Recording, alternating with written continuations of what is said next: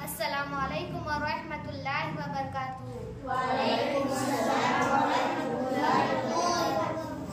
अजीज साथियों, मैं हूँ अलीना गाजी।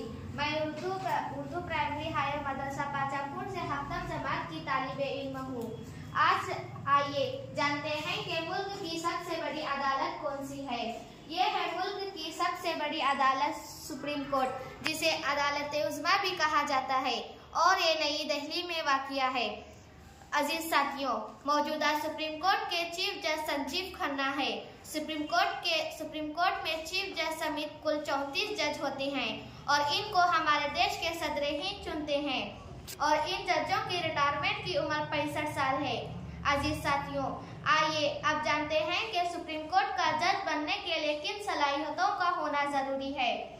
कम अज कम 10 साल तक हिंदुस्तान के किसी भी हाई कोर्ट में जज की हैसियत से काम कर चुका हो, या कम अज कम 10 साल तक हिंदुस्तान के किसी भी हाई कोर्ट में वकील की हैसियत से काम कर चुका हो, और सदर-ए-हिंद की नज़र में माहिर कानून हो।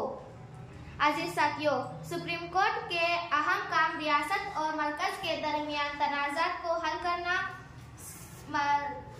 दस्तूर में शहरियों को दिए गए बुनियादी हुकूक के लिए रिट जारी करना, मरकज में हिमायत की वजाहत करना, सदर-ए-हिंद को जरूरत पड़ने पर राय व मशवरा देना, जरूरी ज़ाबिते बनाना सुप्रीम कोर्ट के अहम काम है। शुक्रिया।